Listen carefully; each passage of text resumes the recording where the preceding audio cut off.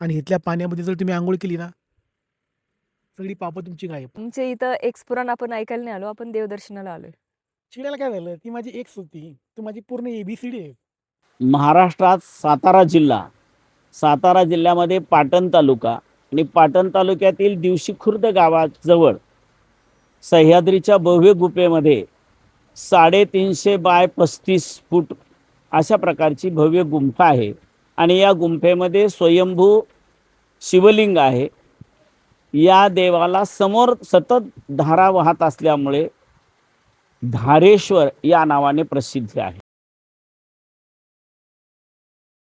दुपारचे 1 वाजलेत आणि आम्ही चाललोय धारेश्वरला. बाईकवरून चाललोय आणि असं वाटतंय की सकाळचे 7 वाजलेत. एवढी थंडी आहे. हा हॉलीलँडचा माईक घेतलाय. आपला आवाजाची क्वालिटी जरा चांगली यावी व्हिडिओमध्ये आणि आज याची टेस्टिंग पण होईल की वारं खूप जोराचं आहे. आता ह्या वाऱ्यामध्ये किती चांगला परफॉर्म करतोय ते कळेल आपल्याला.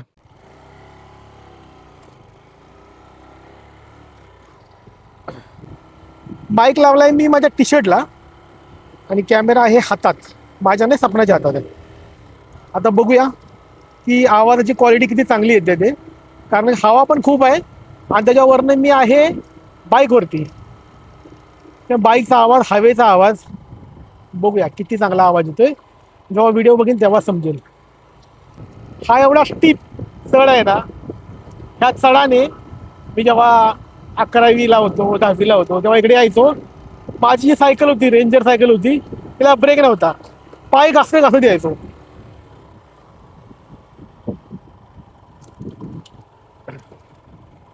रोड बघा किती डेंजर आहे. अशा समोरून अचानक गाडी येत राहणार, त्यामुळे लक्ष मला रोडवर ठेवावं लागणार आहे. आता मी धारेश्वरला चाललोय, पण धारेश्वरला जाणारा हा रोड नाहीये, हा लॉंग रूट आहे आणि जो सरळ रोड आहे तो मी निवडला नाही.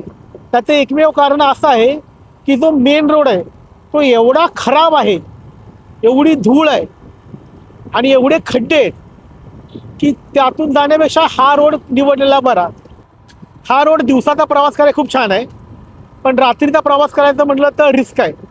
रिस्क म्हणजे चोरांची वगैरे कसली नाही, रिस्क आहे बिबट्यांची. बिबट्यांचं प्रमाण खूपच जास्त वाढलंय आणि त्यामुळे बाईकवरून प्रवास करणं खूप धोकादायक आहे इकडे. त्यामुळे रात्रीचा प्रवास तिकडे करणं आम्ही टाळतो. रात्रीचं नाही येत आम्ही.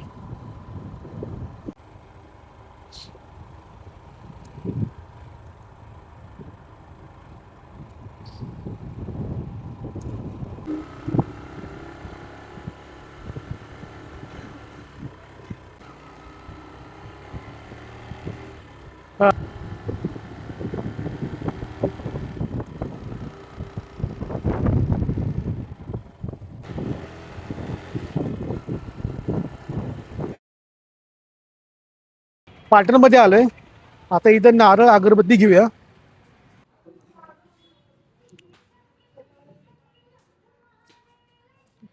अगरबत्ती, कुंकू सगळं घेऊ. इकडं पाठीमाग आहे माझ्या पाटणचं बस स्थानक. नारळ घेऊया आणि पोट एकदम तडतड करत आहे. एक वॅसलीन घेतो. वॅसलीन आहे का?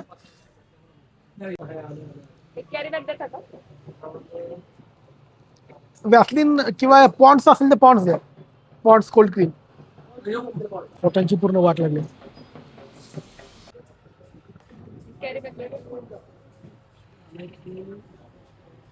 पाटण पासून आपण 4-5 किलोमीटर आलो आहे. आता धारेश्वरला जायला 2 रस्ते आहेत. एक रस्ता खालून गेलाय आणि हा एक वरून. खालून हा सोपा आहे, वरून अवघड आहे. आपण ऑब्विसली अवघड मार्गाने जाणार. आता थंडीचा महिना सुरू आहे, आता उन्हाळा येईल. उन्हाळ्यापर्यंत हे सगळं पांढरं पांढरं होऊन जाईल, सगळं गवत सुकून जाईल आणि सगळीकडे तुम्हाला लालसर किंवा पांढरा कलरचा सगळा डोंगर दिसेल तुम्हाला. पण हे जर तुम्ही पावसाळ्यामध्ये आला ना तर सगळं तुम्हाला हिरवगार दिसेल. जिवंतपणे स्वर्गात आल्यासारखं वाटेल तुम्हाला.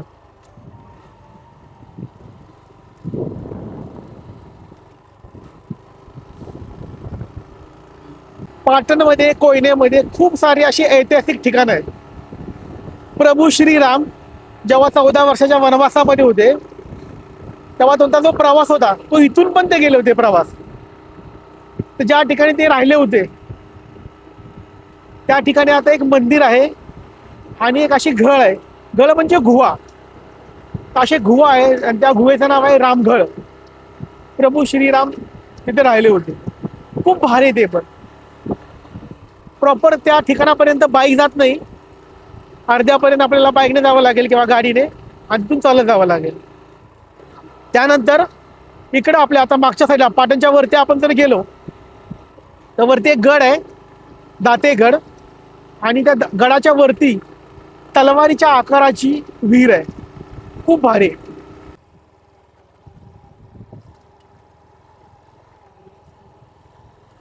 हा रोड खूप सुंदर वाटते. हे जे मंदिर आहे, मंदिराच्या समोरच खाली जायला रोड आहे राईट साईडला. त्या रोडने आपल्याला खाली जायचं आहे. आता सगळ्या पवनचक्क्या चालू आहेत, फक्त ही एक पवनचक्की बंद आहे. राईट. काही 2 मिनिटामध्ये पोहोचतो आता मंदिरामध्ये. छोटी छोटी मुलं, मला असं वाटतं मंदिरामध्ये जाऊन गेलो मी. तिकडे पण खूप भारी आहे. सडा बघा आपण.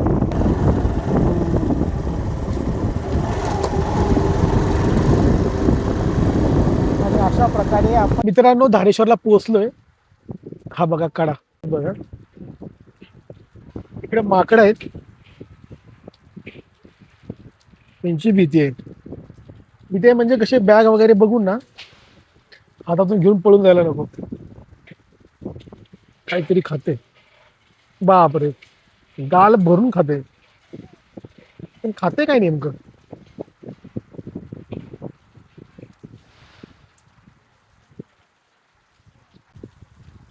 चला आधी दर्शन घेऊया आणि मग घेऊया.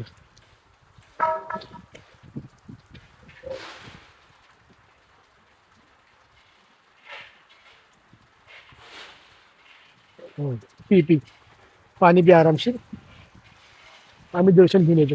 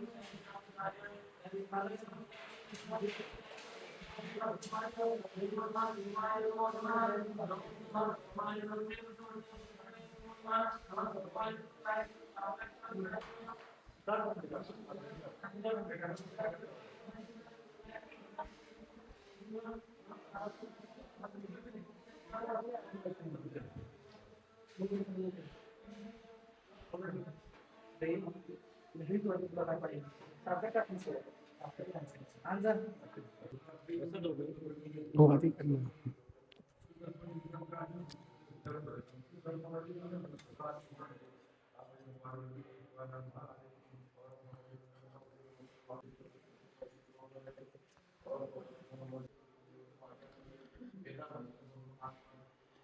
मन हे सारथी आहे, त्याला स्वार्थी बनवू नका.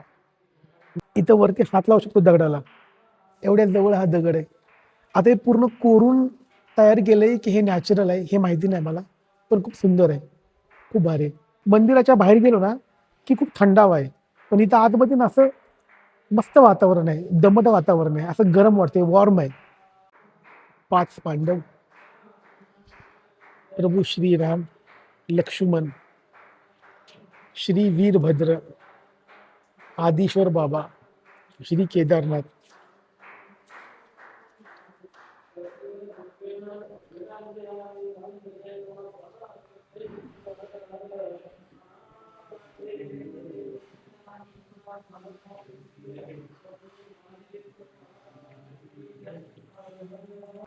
ह्या मंदिरामध्ये आल्यापासून ना एक वेगळीच पॉझिटिव्ह एनर्जी आहे. इथं आल्यापासून ना बाहेरच्या दुनियेचा किंवा बाहेरचा कोणताच विचार डोक्यामध्ये येत नाहीये. एक वेगळीच पॉझिटिव्ह एनर्जी आहे. डोंगराच्या अगदी मध्यभागी गाभाऱ्यामध्ये मंदिर आहे. आता हे मानव निर्मित आहे की नॅचरली पहिल्यापासून असंच होतं हे मला माहीत नाही. खूप भारी आहे. एकदा अवश्य यायला पाहिजे. आणि ह्या मंदिराबद्दल खूप सारे गोष्टी माहिती आहेत मला. एकदा तुम्हाला मी बाहेर गेल्यावर. देवाला नारळ आणि जर तुम्ही विसरताय ना, तर तिकडे प्रॉपरली आरतीचं ताट तुम्हाला मिळून जाईल. त्यासोबतच तुम्हाला इकडं ब्रेसलेट आहेत. मला असं वाटतं इकडे ना रुद्राक्ष पण असतील. हातामध्ये बांधायचे धागे आहेत आणि अजून खूप सारं काय काय आहे इकडं. एक एक करून बघा तुम्ही. हे सगळं तुम्ही इकडून घेऊ शकता. आणि जसं की बाकीच्या ठिकाणी आपण बघतो 10 रुपयाची गोष्ट 50 रुपयाला, 50ची गोष्ट 500 रुपयाला, असं नाहीये. इकडे जर तुम्ही बघितलं ना, तर बघा ब्रेसलेट 30 रुपयाला, 24 रुपयाला, 20 रुपयाला, 50 रुपयाला, 70 रुपयाला असेच. अंगठी पण बघा 50 रुपयाला जाईल. महाराज, रुद्राक्ष घातल्यावर आपण नॉनव्हेज खाऊ शकतो? नाही, नॉनव्हेज खाऊ शकत नाही. तुम्ही रत्न वगैरे धारण करता तर त्याला अलाउट आहे. पण रुद्राक्षमध्ये आपण मांसाहार वगैरे किंवा मद्यप्राशन करू शकत नाही. कारण ते शिवतत्वाशी एकनिष्ठ असल्यामुळं आपण जेवढं त्या रुद्राक्ष धारण करून जे साधना किंवा जप करत त्याचा आपल्याला उन्नतीचा मार्ग दाखवत होतं, त्यामुळे त्याला आपण मांसाहार किंवा मद्यप्राशन करू शकत नाही. पण आपण एकदा रुद्राक्ष घेतलाय आपण हा आणि आपण नॉनव्हेज खाताना जर काढून ठेवला तर चालू शकतं का? हा मग तुम्ही जर हातामध्ये पूजा करून त्याचा जप करून नंतर देवघरात जर ठेवला हा. आणि तुमचं नित्यकर्म करायला लागला तरी असं काही प्रॉब्लेम नाही. फक्त धारण केल्यानंतर तो तुम्ही ग्रहण करू शकत नाही. ओके. मित्र तर तुम्ही जर जप करून हातावरती लिंग म्हणजे जसं आपण पूजा करतो तर हा. हातावरती रुद्राक्षाची पूजा करून त्याचा जप केला हा. आणि नंतर देवघरात ठेवून तुमचं नित्यकर्म करायला लागला तरी काही प्रॉब्लेम नाही. आणि मग परत त्यानंतर परत आपण हा परत दुसऱ्या दिवशी स्नान करून तुम्ही जप करून केलं तर चालतं, असं काही प्रॉब्लेम नाही. मुळात मांसाहार हा वर्ज्यच आहे मनुष्य प्राण्याला. हो. चालेल, चालेल. धन्यवाद. बाकीचं आपण काय घालू शकतो का? कुठला रत्न घालू शकतो की त्यासोबत रत्नांना वगैरे मांसाहार? अलाउट आहे, तुमचं काय प्रॉब्लेम आहे. स्फटिक वगैरे घालू शकता, रत्न अनेक प्रकारचे आहेत ते पण परिधान करू शकता. पण प्रत्येक रत्नाचा फोर ऍक्टिव्ह करण्यासाठी तुम्हाला ते साधना पण करणं गरजेचं असतं. ओके. जसं की त्याची ऊर्जा वाढवण्याची गरज असते त्याची. जर अमावस्येला पौर्णिमेला त्याच्यावरती अभिषेक करणं किंवा मंत्र जप करून ते परत नंतर धारण करणं, सिद्ध करणं असा एक प्रकार आहे त्यामध्ये. दर्शन झालंय खूप छान. महाराजांनी पण छान संदेश दिला आणि खूप सुंदर अशी माहिती दिली. ही माहिती जशी माझ्या उपयोगी पडली तशी तुमच्या पण उपयोगी पडेल. शक्य असेल ना तर खरंच तुम्हाला एकदा यायला पाहिजे. तुम्हाला एक मी माझा स्वतःचा अनुभव सांगतो. सपनाचा हात खूप दुखायचा एवढा 8-9 वर्षापूर्वी आणि दवाखाने केले, आयुर्वेदिक केलं, सगळं केलं होतं. सगळे स्प्रे मारून काही फरक पडत नव्हता. तेवढ्यापुरता राहायचं आणि परत दुखायचं. तर आम्ही इकडे 8-9 वर्षापूर्वी आलो होतो. तर मी असं अचानक बोलता बोलता बोलून गेलो. मी म्हणले काम कर, हे जे पाणी वरून पडतंय सगळी लोक इथं आंघोळ करतात आणि त्यांच्या मनोकामना पुऱ्या होतात. तर मी म्हणलो ते काम कर, तुझा हात पाण्यामध्ये पकड, हातावर पाणी पडू दे आणि देवाला प्रार्थना कर की माझा हात दुखायचा राहू दे. तर तो दिवस आणि आजचा दिवस आहे. त्या दिवसापासून एक दिवस सुद्धा सपनाला हात दुखला नाही. या पाण्याचं वैशिष्ट्य हे आहे की तुम्ही उन्हाळ्यामध्ये या, पावसाळ्यामध्ये या किंवा हिवाळ्यामध्ये या, या पाण्याचे जे तापमान आहे ते अतिशय तुम्हाला थंडच मिळणार. खूप सारे असे जोडपे होते की ज्यांना ना मूलबाळ होत नव्हतं. दवाखाने करून थकले, आयुर्वेदिक उपचार करून थकले, शेवटी धारेश्वर मंदिरामध्ये आले, देवाची प्रार्थना केली, त्यानंतर इथं जे वरून पाणी पडे त्यामध्ये आंघोळ केली आणि खूप सारे लोकांना मुलंबाळ झालेत. याला अंधश्रद्धा समजा किंवा आस्था समजा, जे समजा ते समजा, जे मला माहिती आहे ते तुम्हाला मी सांगितलं. ह्या पाण्यामध्ये आंघोळ केल्यावर जे पण त्वचारोग असतील ते बरे होतात आणि ही गोष्ट खरी आहे. मी पण असे खूप सारे उदाहरण बघितले की दवाखाने केलेत, आयुर्वेदिक उपचार केले, सगळं करून थकले, पण काही कोणाचे त्वचारोग बरे होत नव्हते आणि ते शेवटी इकडे आले, ह्या पाण्यामध्ये आंघोळ केली आणि त्यांचे त्वचेचे रोग बरे झालेत. मी स्वतः बघितले. ही बॉटल भरून पाणी घरी घेऊन जाते माझ्या बहिणीसाठी. माझी बहीण आजारी आहे तर तिला हे पाणी दिले, धारेश्वर महाराज बरं करतील.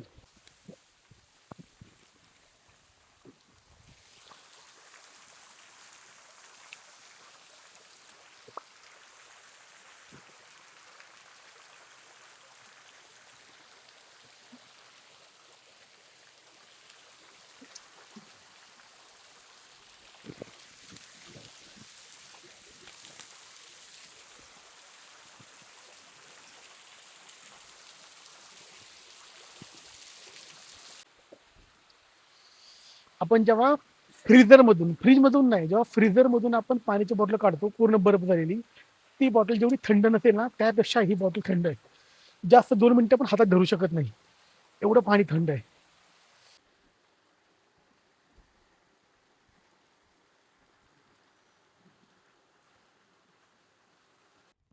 मित्रांनो, इकडे तुम्ही ना किती पण वाजता या हिवाळ्यामध्ये, सकाळी 8 वाजता या, 10 वाजता या, 2 वाजता या, 4 वाजता या, तुम्हाला थंडी तर वाजणारच.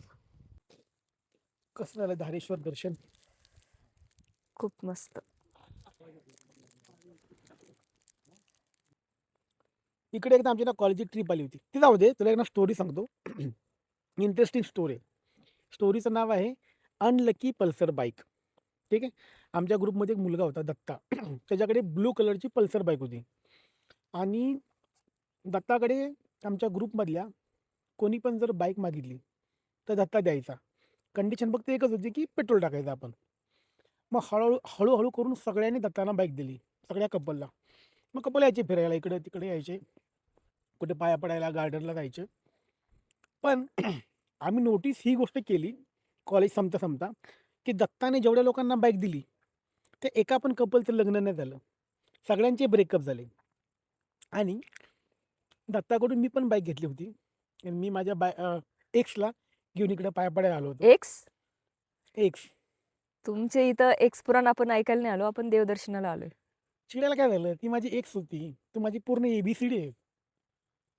राहू द्या, चला. घरी जाण्याची वेळ झालेली आहे. जवळपास 5:30 वाजले. कसा वेळ गेला कळलं सुद्धा नाहीये. पाठीमागचा एकदा ना व्ह्यू बघून घ्या यार, किती जबरदस्त आहे. तरी पण आपण ना डोंगराच्या मधोमध आहे ना, वरती आहे ना खाली, पण दृश्य समोरचं वा वा वा, डोळ्याचं पार न फेडणारं दृश्य आहे. जर जिवंतपणी स्वर्ग बघायचा असेल तर तुम्हाला एकदा कोयनेला यावंच लागेल. चला, बाय बाय.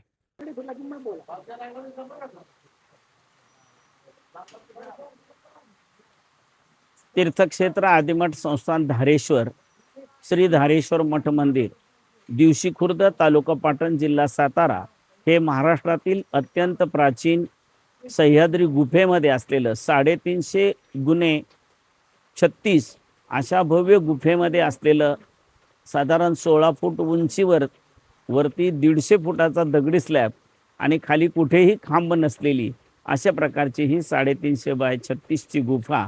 आणि त्या गुफेमध्ये स्वयंभू संजीवनी श्री धारेश्वर लिंग देवाच्या समोर धार पडते. देवाच्या मस्तकावर आपण गेलो तर कोरडा खडक बघायला मिळतो आणि तिथून समोरच पाण्याची धार आहे, ती सतत या ठिकाणी पडत राहते. राजापूरला गंगा आली तरच या ठिकाणची गंगा कमी होते, पण त्या गंगेचे ओटी भरण केलं की इथे मात्र पुन्हा पाणी सुरू होतं. जे स्टीलची टाकी समोर दिसते आहे त्या टाकीमध्ये कायमस्वरूपी पडणारी धार आहे आणि आजूबाजूला पावसाळ्यात जवळजवळ मार्चपर्यंत या ठिकाणी आपल्याला बऱ्यापैकी पाणी सर्वत्र पडताना दिसतं. मात्र त्यानंतरच आपल्याला पाण्याची अडचण या ठिकाणी येताना दिसते. या ठिकाणच्या पाण्याला शेवाळ होत नाही.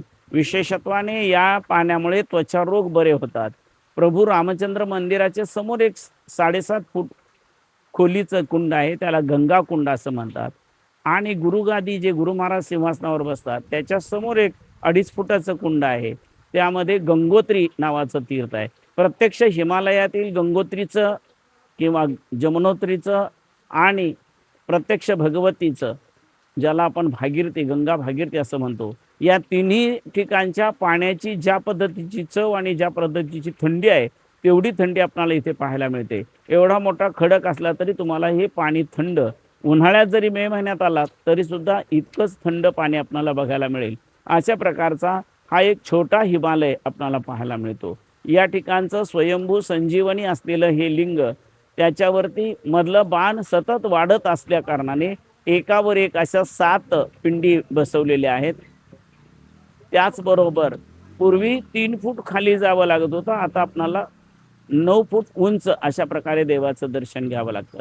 त्याच्या शेजारी गंगा आणि यमुना किंवा गंगा गौरी असे 2 मुखवटे असलेली पिंड पाहायला मिळते. त्याच्या खाली पाताळ गंगा म्हणून आहे. ते गंगेचं सुद्धा अंत लागत नाही, कुठेपर्यंत आहे. साधारण कोल्हापूरच्या रंकाळा तलावाशी त्याचा संबंध असल्याचं सांगितलं जातं. त्याच्या उजव्या बाजूला गेलं तर आपल्याला काटे पालखी, खिळ्यांची एक पालखी दिसते. त्याच्यावरती दरवर्षी देव दीपावली दिवशी मानकरी, दास्तान, मिरगाव आणि शिवंदेश्वर या ठिकाणी पूर्वजंगम आणि आता पाटील क्षत्रिय कुलात जन्म घेतलेल्या या परिवाराला 1 दिवसासाठी लिंगधारणा करावी लागते. त्याच्या पुढच्या बाजूला एक कुंड आहे, पालखी वगैरे आपण पाहतो. त्याच्या पुढच्या बाजूला एक कुंड आहे, त्या कुंडामध्ये सप्त जलदेवता पूजा करून ओटी भरण करण्याची प्रक्रिया आहे. ज्या स्त्रियांना अगदी डॉक्टरनी सुद्धा सांगितलं असेल की या स्त्रीच्या पोटी संतान होणार नाही, पण या ठिकाणी निष्ठेने येऊन ती इथून नेलेल्या ओटीची पूजा जर केली तर त्या स्त्रीला कन्या असो की पुत्र असो संतान होतं, अशा प्रकारची अनुभूती या ठिकाणची आहे. दरवर्षी रामनवमी दिवशी पहाटे आणि देव दीपावलीच्या दुसऱ्या दिवशी पहाटे अशा प्रकारे या ठिकाणी हा सोहळा नेहमी संपन्न होत असतो. देव दीपावली आणि रामनवमी दिवशी सोडले तर एरवी मात्र इथं आपल्याला असं काही पाहायला मिळत नाही. त्याचबरोबर स्वयंभू लिंग जे आहे त्या लिंगाजवळ फक्त सर्व पितृ अमावस्ये दिवशी महिलांना देखील प्रवेश असतो. एरवी मात्र स्वयंभू पिंडीजवळ महिलांना प्रवेश नसतो. या संपूर्ण मंदिरामध्ये स्त्री पुरुष सर्व जाती धर्मीय लोकांना प्रवेश असतो. मात्र जे ठराविक विधी नैवेद्य या ठिकाणचा अभिषेक वगैरे हे फक्त जंगम परिवारातर्फे किंवा जंगम पुरोहितांतर्फे आणि जंगम शिवाचार्य वीरशैव समाजामधल्या रंभापुरी आणि उज्जैनी या 2 पीठाचा संबंध असलेल्या या धारेश्वर मठाचे आत्ताचे बोलत असलेले 32वे आणि त्यांचे उत्तराधिकारी असे 33 शिवाचार्य या ठिकाणी झालेले आहेत. एकूण या परिसरामध्ये श्रीराम सुद्धा आले. दशरथ वध झाल्यानंतर एका दशग्रंथी ब्राह्मणाची हत्या झाली. ही ब्रह्महत्या दूर व्हावी म्हणून त्यांनी या ठिकाणी येऊन लिंग धारण केलेलं आहे. गुरुवर्य लिंग देत नाहीत म्हटल्यानंतर करवत नावाचं उपक्षेत्रवर्ती डोंगरावर आहे गोशाळेजवळ, त्या ठिकाणच्या खडकातून सुद्धा जेव्हा जेव्हा कपिलाषष्ठी येते तेव्हा दुधासारखं पाणी येतं आणि खाली आपण इथे राम मुखवटा जो पाहतो आहे, रामाचं शिर आहे, ते या डोकीच्या गळ्यातून सुद्धा तशा प्रकारे दूधगंगा कपिलाषष्ठीला येत असते. नेहमीच त्या देवाच्या समोरून छोटासा झरा वाहतो आहे, त्यालाच गुरुपाद तीर्थ संबोधलं जातं. श्री गुरूंनी त्यांना तीर्थ दिलं, मस्तकावर लिंग धारण केलं, त्या गुरूंचे चरण तीर्थ म्हणून समोरच्या कुंडात येणारं पाणी नेहमी घेतलं जातं. मात्र हेच पाणी कपिलाषष्ठी जेव्हा येते तेव्हा दुधासारखं होतं, त्याला दूधगंगा असं सुद्धा या ठिकाणी म्हटलं जातं. त्याच्या शेजारी असलेले लक्ष्मण आणि उजव्या बाजूला असलेले पांडव, 6वी द्रौपदा हे सुद्धा मुखवटे आपल्याला इथे पाहायला मिळतात. पित्र किंवा पितरांची हत्या केलेली, आपल्या पूर्वजांची भीष्मादी लोकांची हत्या केल्याबद्दल, खोटं बोलल्याबद्दल आणि ज्या शास्त्रीय नियमाप्रमाणे कमरेच्या वर वार केला पाहिजे पण तसं न करता उरुभंग केल्याले, अशा प्रकारे भीम, धर्मराज आणि अर्जुन या तिघांना सुद्धा या ठिकाणी अनुग्रह घेऊन लिंगपूजा करण्यासाठी आणि प्रायश्चित्ताचा जपतो नास्ति पातकम असं म्हटलेलं आहे. त्यामुळे जपपूजा करून त्यांच्या जीवनात एक नवीन दिशा देण्याचं कार्य या ठिकाणी घडलेलं आहे. या ठिकाणी जटा निर्मूलनाचं कार्य केलं जातं. नशाबंदीच्या संबंधीने सुद्धा या ठिकाणी वेगवेगळे प्रयोग केले जातात. या ठिकाणी गोशाळा चालवली जाते. अनेक जवळजवळ 52-53 जनावरं, गायी आणि गायीचा वंश या ठिकाणी सांभाळला जातो. या ठिकाणी संस्कृत अध्ययन, पौरोहित्याच्या दृष्टीने आणि शालेय शिक्षण अशा स्वरूपाचं सुद्धा मार्गदर्शन या ठिकाणी केलं जातं. काही विद्यार्थी या ठिकाणी विशिष्ट कालावधीमध्ये राहून अभ्यास करत असतात.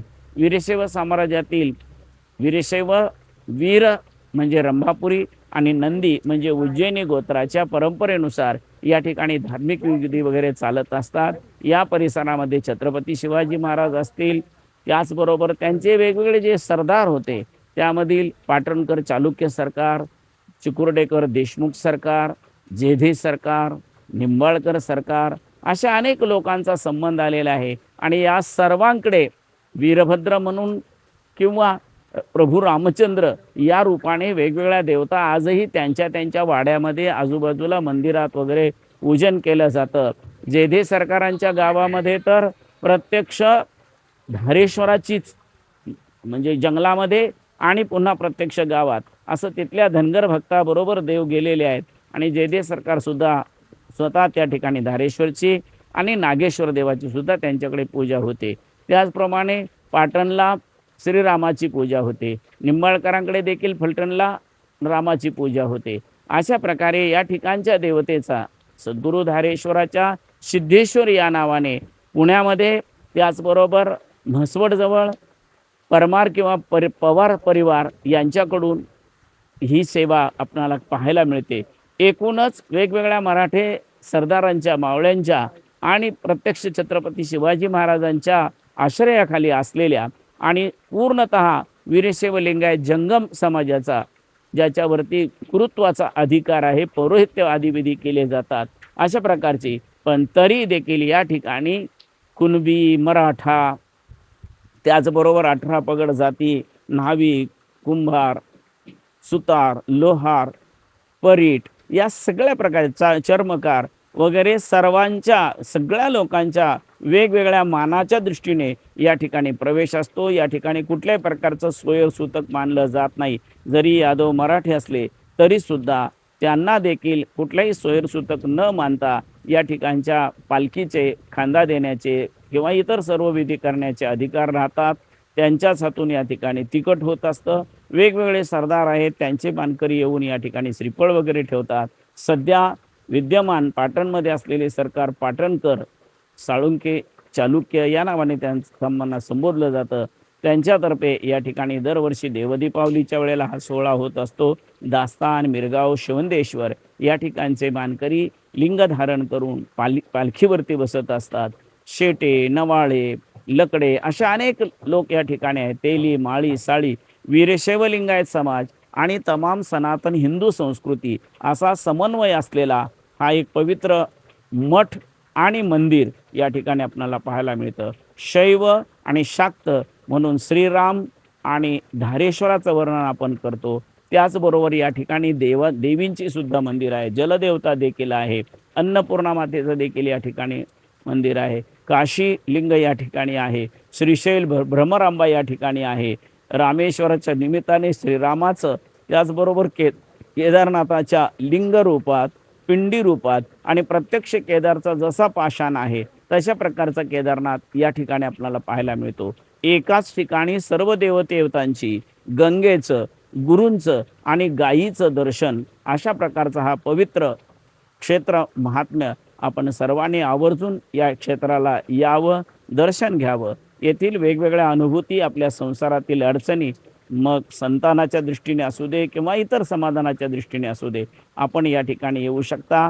आध्यात्मिक शक्ती वाढवण्यासाठी देखील या क्षेत्रात अतिशय सुंदर अशा प्रकारचं वातावरण आहे. या पवित्र वातावरणाचा आपण सर्वांनी लाभ घ्यावा आणि आपापल्या ऐहिक आणि पारलौकिक समस्यांचं निवारण करून घ्यावं. आपणा सर्वांना सद्गुरू धारेश्वराच्या आशीर्वादाने, प्रभू रामचंद्रांच्या कृपेने, हनुमंत आणि नवदुर्गा जलदेवता यांच्या आशीर्वादाने आपल्या सर्व प्रकारच्या इच्छा कामना पूर्ण होत.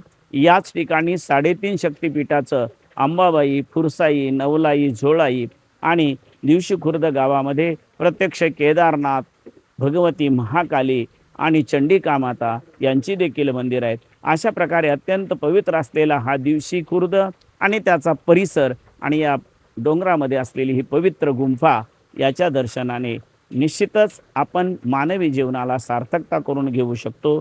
तशा प्रकारची सार्थकता आपणास सर्वांस लाभो अशा प्रकारचे आशीर्वाद व्यक्त करतो आणि हे वाक्पुष्प सद्गुरूचरणी समर्पित करतो. ओम शांती शांती शांती. धन्यवाद महाराज, तुम्ही खूप छान माहिती दिली. धन्यवाद.